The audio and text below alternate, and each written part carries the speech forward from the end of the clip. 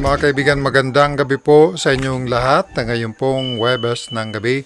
Ikasyam sa buwan ng Disyembre 2021. Welcome, sumasa inyo ang programang BRGY Action Center. Ito po ay hatid sa inyo ng kapisanan ng social media broadcaster sa Pilipinas Incorporated, KSMBPI. Napapakinggan ang live sa DWBL Radio 1242 kHz AM. Ganon din, napapanood ng live sa KSMB Online. Yan po ang ating YouTube channel. Sa ngalan ng ating mga kasamahan sa KSMBPI, sa ngalan ni Chairman Doc Mike Aragon, ito po si Andy Vital hanggang mamayang alas 8. Sa gabing ito ay amin pong iparinig sa inyo at papanood itong nagaganap na kasalukuyang 11th Hybrid Virtual Annual Convention ng International Academy of Medical Specialists. Ito pong International Academy of Medical Specialists ay pinangunahan ni Dr. Eric Francisco ng Philippine Medical Association at kasama rin din ang iba pang mga miyembro ng PMA sa samahan na yan. Ito po isang international organization. Karamihan po rito yung mga Pilipino na nasa iba't ibang dako ng mundo. Kaya virtual po ito. Hindi sila pwede magsama-sama sa isang lugar katulad po ng nakalipas na taon. Kaya itong kanilang 11th Annual Convention na ang tema ay Perfecting the Perfect Effectively ay ginaganap virtual sa pamamagitan ng internet, online. Yung mga miyembro ng International Academy of Medical Specialists ay nasa kanilang lugar. Meron ding central area dito po sa Metro Manila na siyang host nitong virtual convention na ito, pero yung mga speakers, yung mga participants ay hindi po yan sama-sama. Maganda po itong panoorin sapagkat dito ay pag-uusapan ng mga doktor, na hindi lang mga Pilipino kundi merong mga Chinese, may Taiwanese, iba't ibang lahi na kasama rito sa samang ito ng International Academy of Medical Specialists. Ang pag-uusapan ay holistic approach para po sa panggagamot at pananatili ng kalusugan ng tao. Perfecting the perfect. Pinaliwanag ni Dr. Eric Francisco kamakailan. Ang ibig sabihin po nito ay paano ba mapapangalagaan itong ating katawan na ipinagkaloob sa atin ng Diyos na sa totoo lang ay perfecto na. Kaya lang siyempre sa pagdaan ng panahon, tapos pagpasok ng modernisasyon, ng mga bagong kaalaman at bagong siyensya at maraming mga bagong imbensyon, minsan apektado na po yung pagiging perfect ng katawan ng tao. Kaya pag-uusapan po nila yan, nagsisimula po ito ngayong gabi, at magpapatuloy hanggang bukas, sapagkat alam nyo naman, ang virtual conferences ngayon ay hindi na po sabay-sabay ang oras. Katulad ngayon, sa Amerika ay araw, pero yung mga doktor na Pilipino roon, ay pagising pa lang. At least sa East Coast ay pasado alas 7 ng umaga. Pero doon po sa papunta sa kanluran ay alas 6, alas 5, alas 4 pa sa West Coast. Pero po, gising na ho mga kababayan nating doktor na nasa Amerika, ganun din sa ibang dako ng mundo. Iparinig po namin sa inyo itong naunang open forum.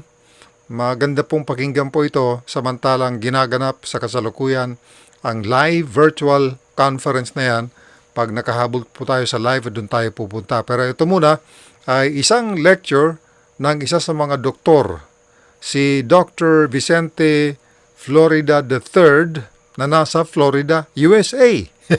Apelyido niya Florida. Pilipino po ito.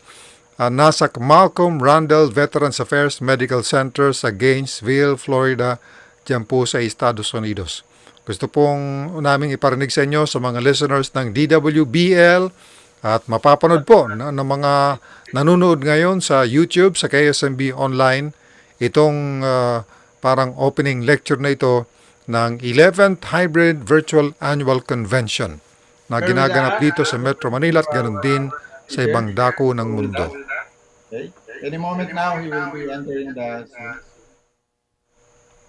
Thank you very much.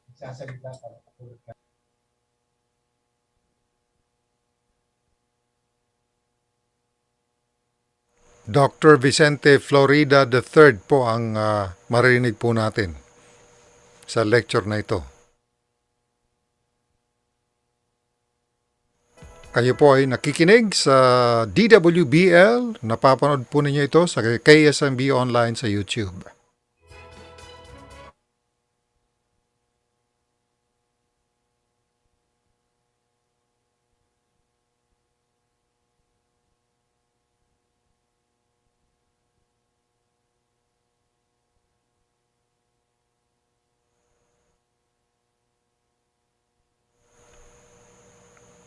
Ito na po si Dr. Need Florida. confirmation if you hear my voice or not. It's early, it's 4 o'clock in the morning here in Florida.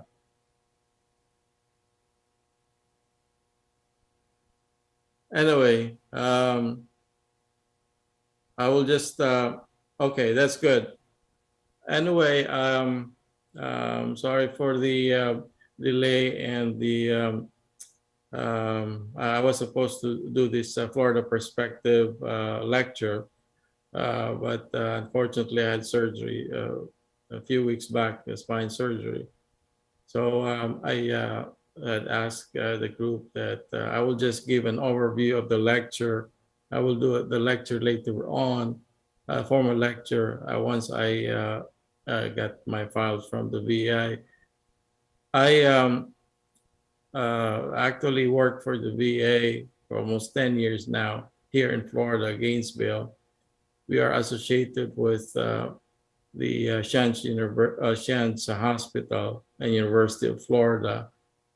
Shands is the #1 hospital here in Florida, and the University of Florida is also, there's a lot of research going on here in the UF.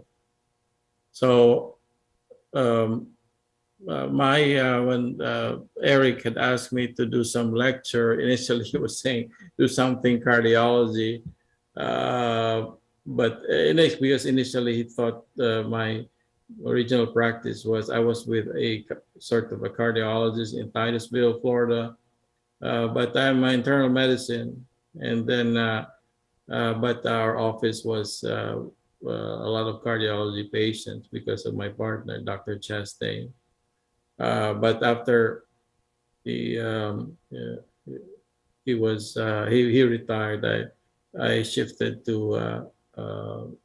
become a hospitalist at Florida Hospital, and then later on joined the VA almost 10 years ago. So anyway, my thought was that because of the present pandemic, and that it would be better for me to give the some insight about what we did here in Florida. The Florida's perspective is not because of my name. It's because of the experience of the state of Florida, wherein we didn't really have lockdowns here. We didn't really have, the governor is actually restricting mandates here. There's some science to back it up, but a lot of those are controversial. But again, the proof is in the pudding. Florida was one of the states that did not really close the economy. So we have a good, booming economy now. Unemployment rate is very low, and we initially had a lot of cases with COVID, but it went after sort of interventions, and then we are now one of the lowest number of cases. We have now the lowest number of cases here in the U.S. As opposed to those states that had really complete lockdown, all these mask mandates and everything.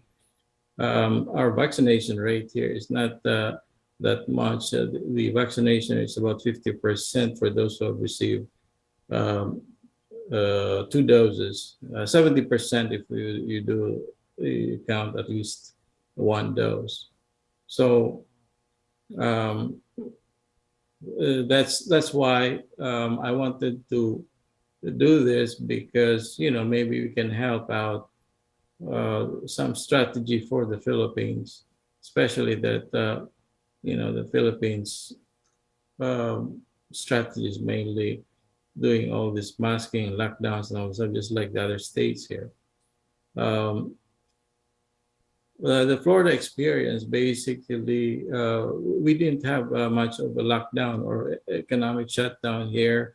Um, of course, initially there were uh, uh, uh, we were advocating a lot of the maskings and distancing, just like any other state. But now with all the other, the one that Florida did that's different from the other states is that the use of monoclonal antibodies that the governor really pushed on also at the early phase. And in fact, there's a standing order that even EMTs and nurses can give the monoclonal antibodies while they're in the ambulance.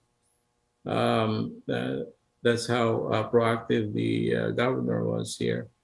And whether that's the cause of the decrease in the number of cases here, we still don't know. Those things are still, the data is still out there.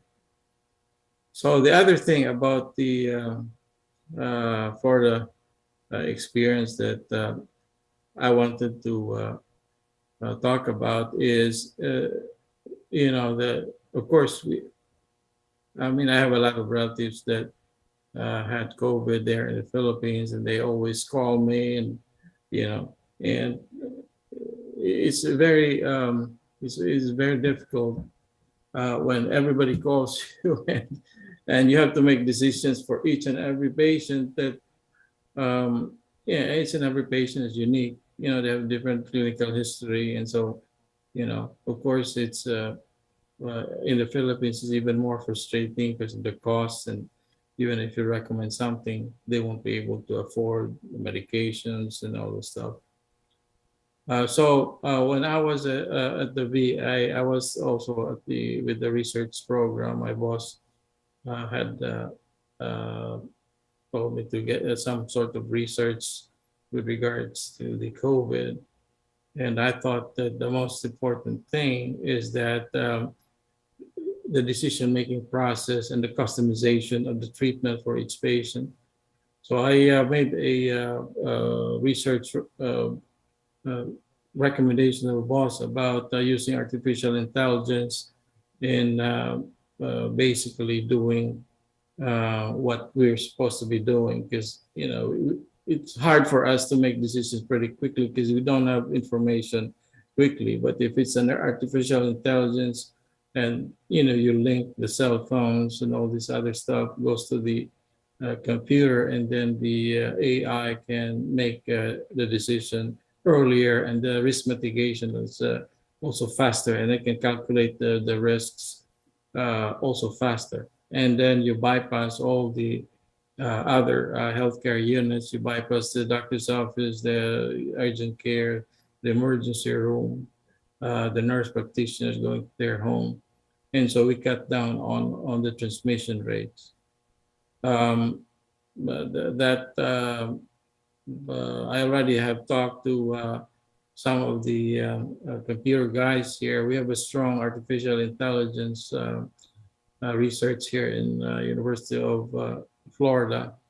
The CEO of NVIDIA just donated 50 million.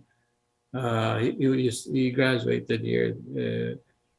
So I also had talked to the people from the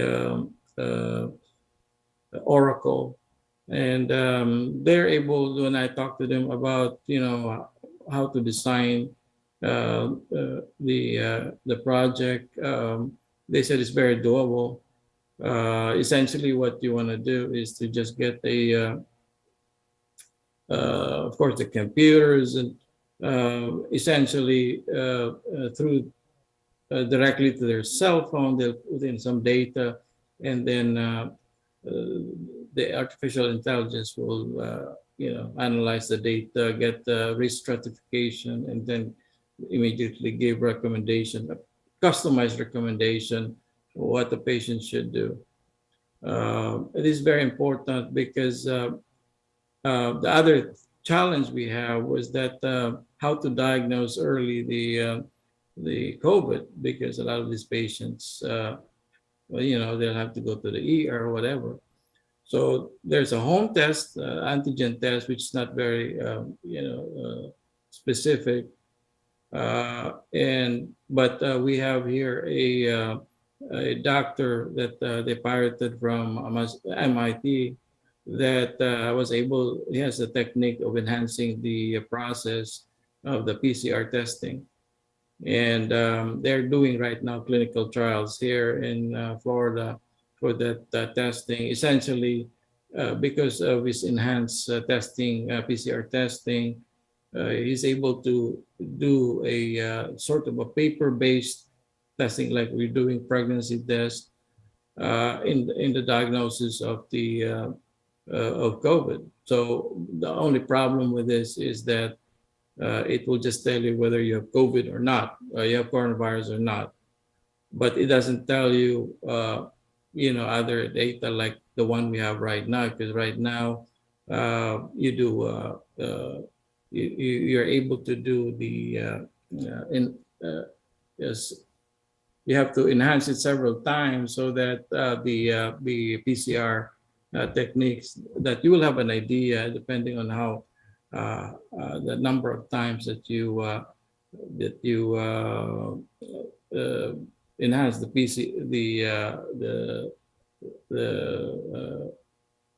the viral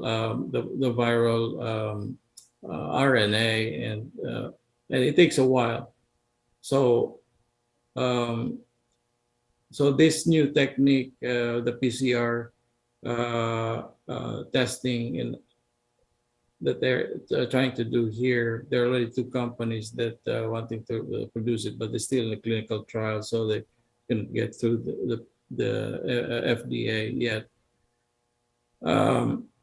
The other thing also is the this quote unquote viral COVID pills, the molnupiravir, which we still don't know what will be its role, but it has decreased hospitalization and death.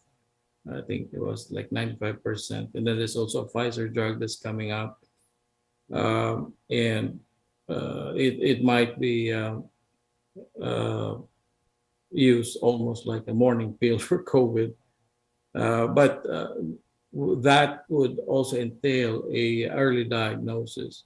So all these things have to come around, and before we can use a lot of these things. The other thing that there's a lot of controversial issues about COVID and the masking and all the stuff. So essentially, I don't know how you do it, but at least from my standpoint, there's the two phases. Basically, the one effect from the increased viral load, and the second one will be the cytokine release portion of the disease. A lot of the deaths are coming from the cytokine release, cytokine storm. So if you look at the temporal profile for the disease, the peak viral load occurs just after the symptoms occur, and the cytokine release storms occurs almost like a week after that. And so, when you address the treatment for that, it will be based on that. So we have seen that remdesivir does decrease hospitalization, and that addresses the viral load. But when they did a lot of the studies, it seems that remdesivir did not decrease mortality. That is because a lot of the mortality is due to the cytokine release and cytokine storm, which remdesivir did not uh, have much of an effect. But when they did a study here at the University of Florida, they combined remdesivir and baricitinib, which is a it's basically a DMARD. Then they have reduced the hospitalization rate to, and by about from 18 days to 10 days. So that's very significant because I think in the future we have to time the use of these immunomodulators. Of course, we'll have to start because the viral load effect starts early. Then we have to time that the same way. I'm not the expert in this field, but we have a lot of ID infectious disease people here that also don't know. And there's really no expert in this field right now. There's so many things that we have seen that are unusual. I've seen a patient with autoimmune encephalitis. We have seen a lot of different things, even from the side effects from medications, the tocilizumab. They have the bowel rupture of tocilizumab. So all the information we have is still in progress. And so those are the things that I wanted to explore in the next. Hopefully, I can do that in the next conference. But for now, essentially a summary of what I will be discussing. First of all, the controversies with the COVID, the therapeutics with COVID, and the use of artificial intelligence in combating this pandemic. As I have talked to the people from Oracle and people from University of Florida, when the Americans battled the Germans, General Patton had they have very, very small tanks. The Germans had very large and effective tank, but they won over them because they were nimble. They were able to circle around the big tanks, and that's what it takes to defeat the virus. We have to be ahead all the time with regards to the virus, and I don't think the slow decision making of a lot of the physicians, because we have to get the information, will be enough. We need something that can really have a fast, can make decisions fast. And with the advent of our AI and the cell phones, then we can actually give the patient immediate feedback on what to do next. So I think that will be all for now. I have to get to my job and prepare for my job. If you have any questions, I can take some questions. Pero mga kaibigan, yan po si Dr. Vicente Florida. Siya po ay isa sa mga speakers, sa mga unang speakers dito po sa first day nitong 11th Virtual Annual Convention ng International Academy of Medical Specialists, IAMS. Itong IAMS dito po naka-headquarters sa Pilipinas, pero iba-ibang lugar po ito sa Pilipinas, sa ibang bansa, sa Amerika, sa Europa, dito po sa Asia. Karamihan ng mga Pilipino, pero ang membership po nito ay international. Ang kanilang pinag-uusapan ay itong mga development sa panggagamot partikular. Ang kanilang tema ay Perfecting the Perfect Effectively. Sabihin pa, paano ba mapaperpekto ang ating katawang perpekto na ng ipagkaloob sa atin ng Diyos. Yan po ay pinanguna ni Dr. Eric Francisco, ang presidente ng International Academy of Medical Specialists Incorporated. Meron pong open forum na susunod dyan, mga tanong kay Dr. Africa na nasa Florida, Dr. Florida na nasa Florida, no, Pilipino po yan, Dr. Vicente Florida, na nandun sa Gainesville, Florida, sa isa po sa mga Veterans Administration Hospital doon. Pilipinong doktor na naglilingkod sa Veterans Administration ng Estados Unidos. Isusunod po natin ang open forum, samantala, magpapaalala muna tayo, standby po sa patuloy po nating coverage nitong annual convention, 11th annual convention ng International Academy of Medical Specialists. Virtual po ito, alas 7:26 ng gabi.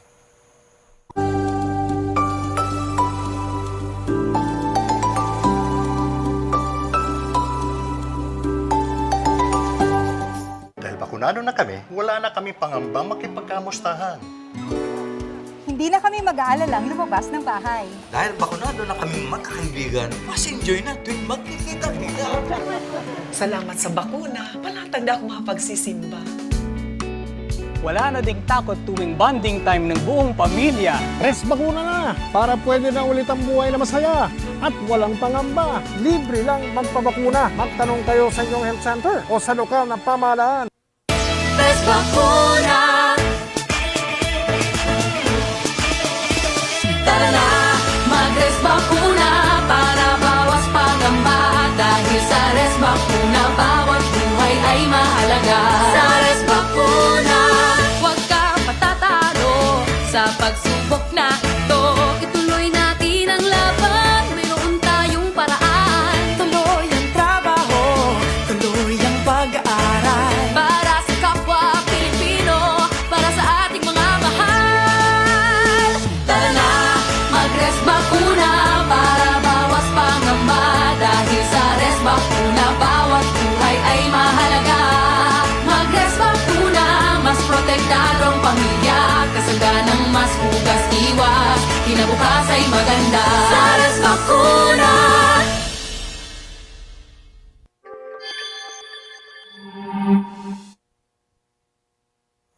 Pero oras po natin ganap ng alas 7:27 ng gabi.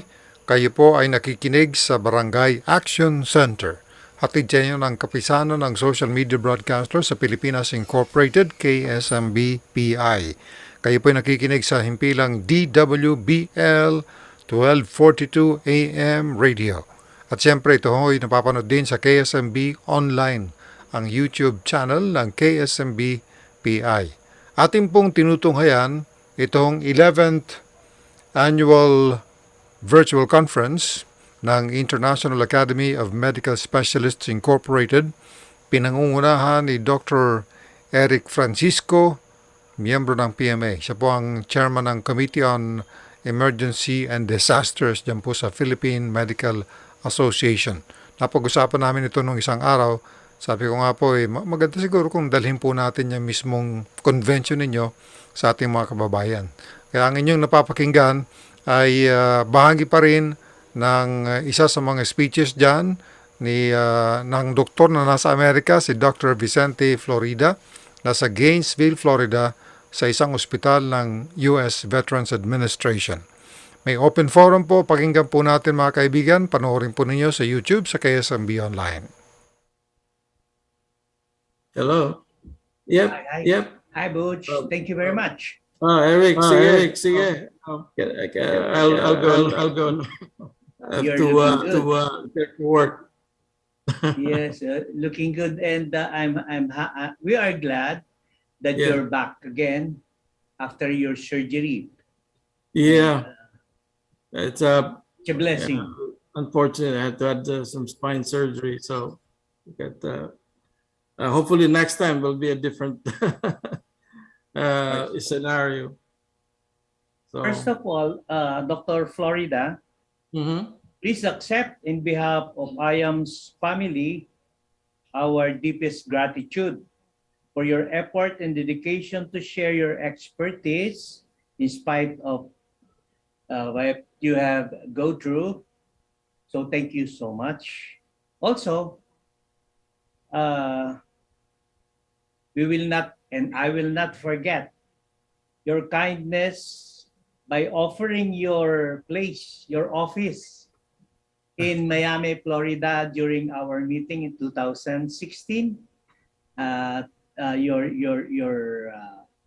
on top of your penthouse overlooking the Camp Kennedy will be the official IAMS office in United States of America.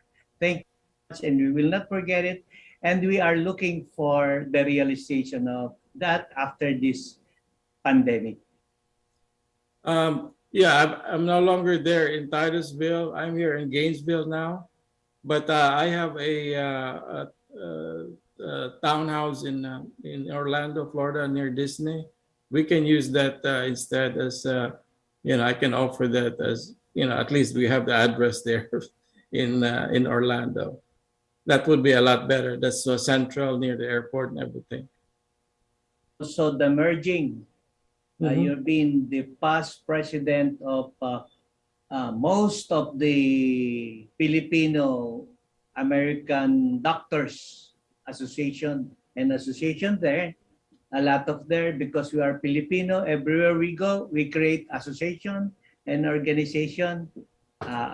IAM's family is looking forward to work with that system. Thank you so much. Okay. We have also a group here in Orlando that is the Filipino Doctors Association here. Certainly, I can introduce you. If you come here, I can introduce you to the group. We have, it's being led by several doctors, but now one of the leaders there, Dr. Roland Fillard, he's a cardiologist, electrophysiologist. And he's a very good physician in Orlando. And actually, he's, I think he is from Ilocos. He's a relative of, a former president there, Dr. Fillard. So IAMS is always looking forward for you to come over and do again our staff by sharing our blessing, the medical surgical outreach program that we are doing. Yeah. Oh, that's very good. If we can do it, I think now I already have, I think for Bohol, there's a good place there now. A friend of mine is a retired radiologist here, Dr. Apolinar. I think it was UP and FEU. I think he's retired there, and he has bought some 20 hectares there in Bohol, and you certainly can do things there in that area. I know you've been going to Bohol, right, for your missions? In Bohol, it's not only less than or more than 50,000 eye operation we did. So a lot of those, so we can do it more and more. Okay. Because not only in Bohol, all adjacent island, Quirino Island, even from Cebu, they are shifting to Bohol when they learn that we are there. I hope you can go to Davao also. We are in Kalinan and in your place. Yeah, we can. We're starting to. I think this year or the following year, we're starting to do some renovations. We have that an earthquake there in our town was the main area for the earthquake. If you remember that big earthquake in Mindanao, and so a lot of the buildings there were compromised. Yeah. So anyway, we'll talk about it, and then thank you for inviting me, Eric. I have a pretty good question here, if you can allow us. Okay. Sure. Okay. Thank you. So, do you have? Please enlighten us regarding your experience there, regarding the use or treatment, or regarding COVID, about steroids, using antibiotics, and even using ivermectin, other than anything the latest one. Okay, so let's start with the steroids. In our hospital, it's standard to start dexamethasone, 6 milligrams daily for 5 to 10 days, especially if you start having, desaturation less than 93%. So actually, but we started in the hospital, not as an outpatient. But a lot of times, like I have my brother got COVID, my nephew got COVID, and their spouses got COVID, and they didn't want to go to the hospital because they with the expenses. So they keep on calling me, say, "What can we do?" It's like my nephew was already at the house. He already bought his own oxygen. So I said, "I just start dexamethasone." And then all the other things, all the things that like vitamin D and, So thank God they did well. I have this sort of concoction protocols for me. And that was the main thing, because I have a friend here who has a PhD in agriculture, Dr. Palada. He's now a consultant there in the Philippines for Asian Development Bank. And he actually wrote the book of the moringa. He has a book there. So he actually told me, he said, "Hey, we can use moringa also for you know what moringa is in Kalamungay." For at least to decrease the cytokine release. And I didn't believe him. I said, "Oh, baka we'll be branded as, I know we'll be branded as yung mga fake doctors of Philippines." So, but he, when he was telling me about the quercetin and all this stuff, but there's a lot of things that quercetin does in terms of decreasing the cytokine release syndrome. In fact, there's some studies about it. It's the effect of quercetin in the dendrites, and then of course the subsequent effect in decreasing the cytokine release. But the thing is that's very difficult to convince people there. My friend went there and then talked to some surgeons there in Dumaguete. It's like he was saying, they're thinking that he's crazy, but he has a PhD. Anyway, that's why Dr. Apolinar went there. He bought some 20 hectares there because he wants to plant old stuff. Right now they're planting mushroom, but his plan really was to plant moringa and then do all this, production. But that's one. Now ivermectin.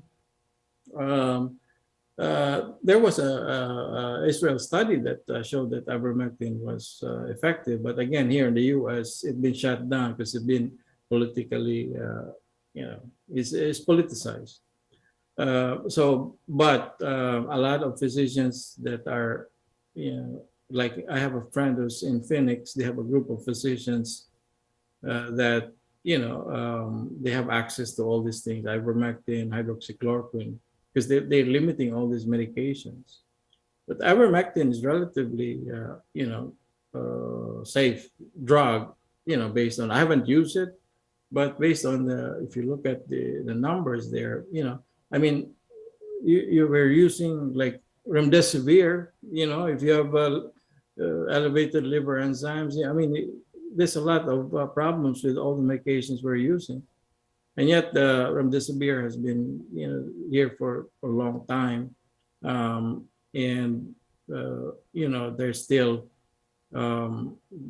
they still complain that there's going to be a lot of deaths. In fact, in the VA, we were told to email everybody not to use ivermectin because of side effects and all the stuff. But I had people that swear that it's good, but you have to use it early because its effect is sort of as an antiviral, because its mechanism of action is the RNA inhibition, the proliferation. So it's an antiviral, so you have to use it early in the disease. And in fact, the mechanism of action, I think, is almost the same as the new drug, the COVID drug, the molnupiravir of Merck. And and then they're promoting it. Molnupiravir is already approved in the in UK. Now the Pfizer drug that's similar to that is still in the FDA hasn't approved it yet. But that would be a good thing, because all you need to do is buy those, and then because you have to take it within 3 days after you get exposed or you have the symptoms, you have to take it early. And the reason for it is because the peak dose, the peak viral load is actually at the start of the symptom. The peak transmission also is on the when you start having the symptoms. So, and even before you have the symptoms. That was presented in the New England Journal of Medicine, November 2020. And that those were patients from Massachusetts and Connecticut. And they found out that about 43% of the people that the transmission was at the first day of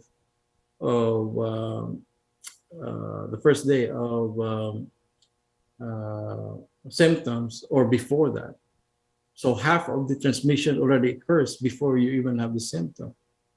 So so these things can help us in reducing the viral load. Like if you get exposed and you think you start taking it, it's more like can be a sort of, I was telling my friends, could be a morning pill for COVID. And this can all decrease the transmission rate. Even nasopharyngeal ravage, yung sinasabi nila na tuob or whatever, they're about, they can the use there is to decrease the viral load, nasopharyngeal viral load. Oh yeah, Dr. Butch. I think people, our colleagues are very excited with this information coming from you, and a lot of question is pouring in. Can you accommodate just 2 questions more? Okay. Then before that, one last thing, because it's having controversial thing here because of the hydroxychloroquine. Remember, if you look at Africa, the vaccination rate is low, but then the death rate is also low. Then we have to ask why. And one of the questions that we have to answer, because a lot of the people there, because of malaria, they take hydroxychloroquine. So, and hydroxychloroquine, I always get this question every now and then. So, oh, you're crazy. You think hydroxychloroquine can work? It's not even an antiviral drug. I said, hey, you're not using it as antiviral. You're using it as a DMARD. You use it for rheumatoid arthritis as an immunomodulator. So you actually decrease the cytokine storm and cytokine release syndromes. So you decrease fatality, decrease mortality. So you don't decrease the viral load, but you decrease mortality, because it's the same thing with the baricitinib. This is also a DMARD, that's immunomodulator, except that it's a lot more expensive than hydroxychloroquine. But these are modify your immune system, so your immune system doesn't over-respond. And that's where the death comes from. So that's why, we have to make people understand that we're not using it to to kill the virus. We're using it to modify your immune system so you don't over-respond, using it as an immunomodulator, just like when you have use it for rheumatoid arthritis or some autoimmune disorders. That's very informative perspective. So this is the question. Mm-hmm. Is the U.S. infectious diseases expert are looking into annual COVID vaccine? Actually, that was a question that was posed to the CEO of the Moderna company, and he was advocating. He's also a doctor. He is advocating an annual vaccination, just like the flu. But of course, he'll be biased because he's the CEO of Moderna, vaccine maker. So I think sometimes you have to think about it's all about the money. But for me, I can give you my personal experience. Well, I had COVID in the initial, during the early phase. We were seeing patients, and I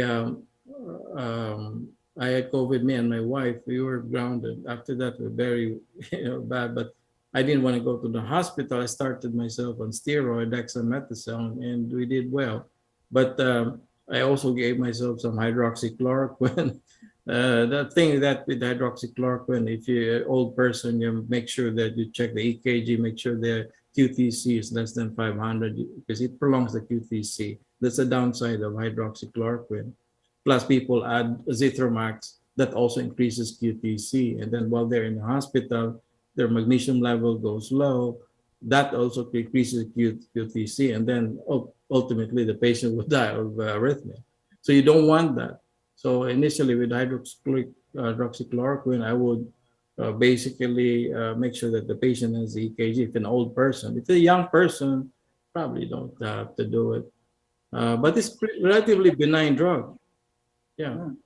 And I think both of you are alive and kicking. And this next question will be, I think that's the answer to, or maybe you can expound on that.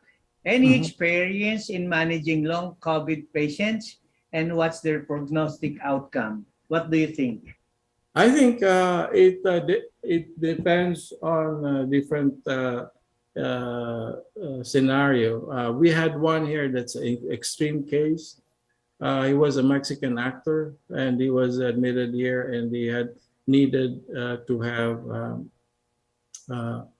actually lung transplant, and they were, for some reason, they were able to get a donation for the lungs, and they did a lung transplant, and then ultimately, like, he was there 2 to 3 months in the hospital at chance. Yeah, I was talking because the doctor that we live in the same subdivision as the doctor who was the primary care doctor was taking care of that guy, and they were pretty amazed that the guy still survived, and that's the extreme portion. But there are other people like the chronic fatigue. I mean, I still have fatigue, and the other thing also is that there was a new study was published in the circulation for the cardiologists that the increasing thrombosis, and I can attest to that because after my COVID, I was having shortness of breath, and then ultimately I had the heart catheterization because I had bypass surgery 10 years ago, and one of my grafts closed. So you have to be careful in patients with cardiac disease because a lot of the the cytokines, interleukin-6, these are all can predispose you to hypercoagulability. So some even the Johnson & Johnson, they have some reports about pulmonary embolism and all those stuff. So these are all effects of the cytokines, specifically like the interleukin-6. When they were studying in Italy, and they did the autopsies, they found out that a lot of these people that died from the COVID had pulmonary embolism.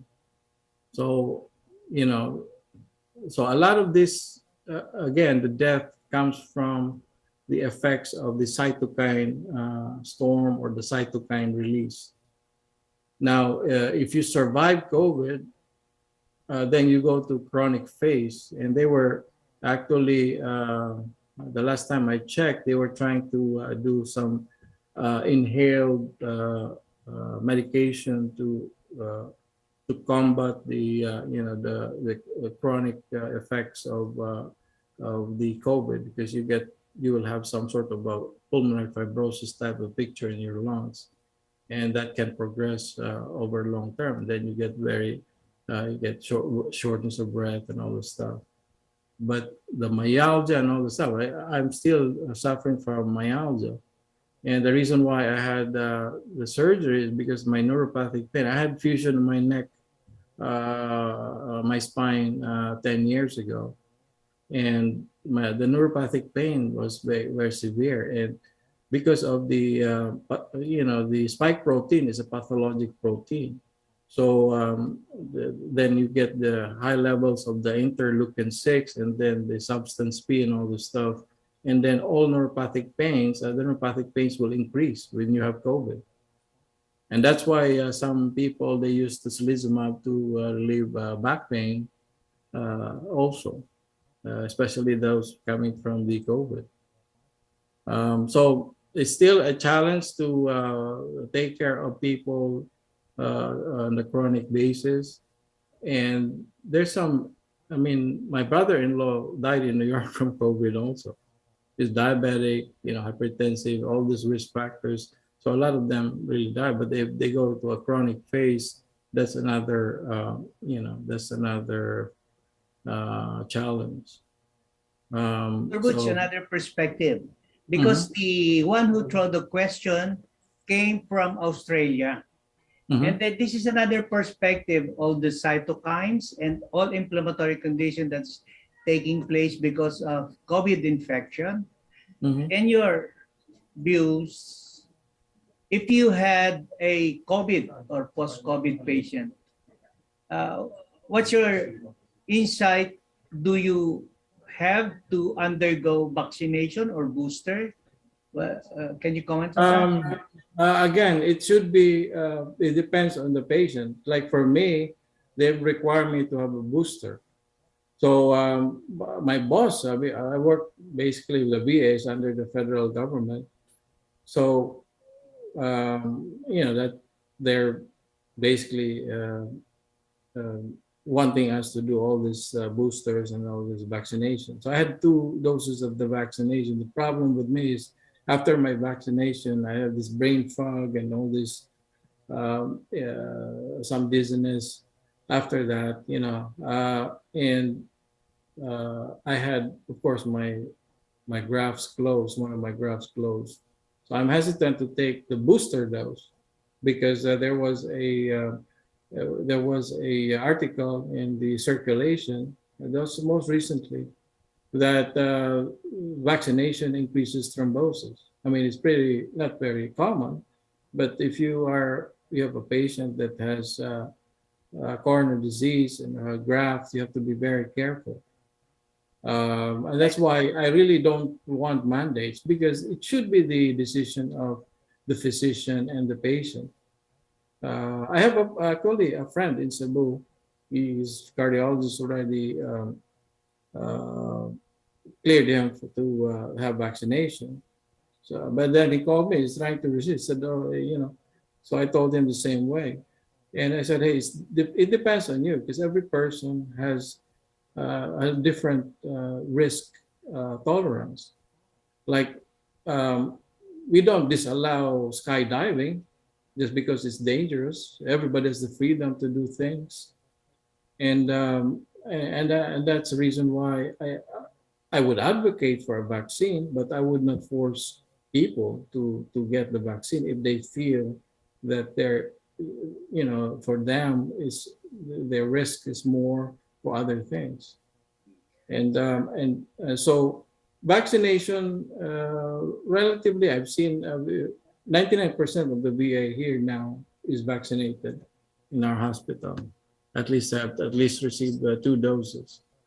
But we should not force people or imprison people just because they have the reason, either from the religious reason or whatever it is, health reasons, that they don't want to take the vaccine.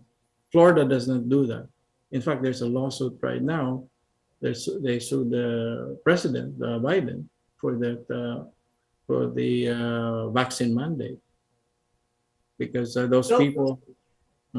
Yeah. And they won. They at least here, the vaccine mandate has been held by the federal court judge.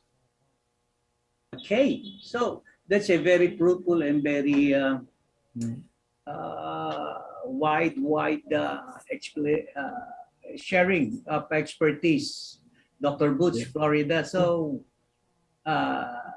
thank you so much for sharing, and always the IAMS family are very grateful for that.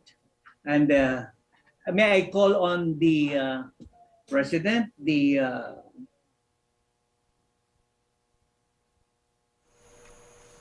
Mga kaibigan, ang inyo pong napakinggan ay bahagi ng 11th Hybrid Virtual Annual Conference ng International Academy of Medical Specialists Incorporated. Pangalawang araw na po ngayon, ang mga susunod po dyan after ng presentation itong si Dr. Florida ay ilang seremonya na may kaugnayan po sa pagtatapos nitong convention na ito na nagsimula kahapon. Virtual convention po ito. Ang mga dumalo riyan ay mga doktor na miyembro ng International Academy of Medical Specialists sa iba't ibang bahagi ng mundo. Ang inyong huling napakinggang speaker ay si Dr. Butch Florida na nandiyan po doktor sa Malcolm Brandel Veterans Affairs Medical Center sa Gainesville, Florida. Marami po diyang mga kasapi ng grupong yan ay mga nasa Amerika. Mga Filipino-American doctors na nandun na po nagtatrabaho, paminsan-minsan bumabalik sa Pilipinas para tumulong sa mga medical mission ng International Academy of Medical Specialists, ganon din ang Philippine Medical Association. Kanina, yung inyo pong napapakinggang moderator ay si Dr. Eric Malubay, na isa ring opisyal ng ating pong Philippine Medical Association. Ang presidente ng mismong International Academy of Medical Specialists ay si Dr. Eric Francisco, na siya ring chairman ng Committee on Emergency and Disasters diyan po sa Philippine Medical Association. Congratulations po sa mga nag-organize ng pulong na ito na virtual. Siguro last year ganun din, virtual dahil lang po rito sa COVID. Pero sa mga susunod malamang magkakasama-sama na mga yan. Depende po sa kung alin ang pinaka-convenient location. Kung saan pinakamarami, usually doon ginaganap yung mga in-person conventions na yan. Mahalaga po ito sapagkat dito sa convention na ito ay pinag-usapan ng mga doktor, yung mga bagong development, bagong trend ngayon sa panggagamot, lalo na sa pangangalaga ng kalusugan ng mga kababayan po natin Pilipino, and of course sa mga pasyente ring overseas, nito mga Pilipinong doktor na kasama sa kasapay nito, itong International Academy of Medical Specialists Incorporated. At salamat po sa pagbibigay sa amin ng pagkakataon na ma-carry, madala po sa pamamagitan ng radyo at telebisyon itong bahagi ng kanilang talakayan. Sa mga susunod na pagkakataon, pagka meron hong ganyang klase ng event, ay titiyakin po naming mako-cover ng KSMBPI para maihatid sa inyo mga magagandang talakayan. Of course, nag-i-English po yung dalawa kasi matagal na sa Amerika si Dr. Florida. No? Si Dr. Malubay ay nandito sa Maynila. Malamang si Dr. Florida, kwento niya, taga roon siya sa Mindanao, taga Davao. No? Kaya, yun, nag-i-Englishan po sila. Pero ang karamihan po ng mga nakikinig at nanonood dito po sa convention na ito ay mga doktor din. Maganda sana sa mga susunod na pagkakataon, pagka si Dr. Eric Francisco na kapanayam natin, ay ma-interview natin ulit tungkol sa mga naganap dito at mga napag-usapan sa mahalagang konbensyon na ito ng mga doktor. Beno, magpapaalam na po tayo sa ating Barangay Action Center, hatid sa inyo ng kapisanan ng Social Media Broadcaster sa Pilipinas Incorporated, KSMBPI. Salamat po sa ating mga kaibigan sa DWBL 1242 AM Radio. At siyempre, salamat din sa ating staff. Sa ngalan ni Doc Mike Aragon, ang ating chairman, sa ngalan po ni Shandy Apenas, Neil Ormeliosa at Joey Panda, ito po si Andy Vital, nagsasabing maraming salamat, magandang gabi. Magbabalik po kami bukas alas 11:30 hanggang alas 12 ng tanghali sa DWBL at KSMB Online.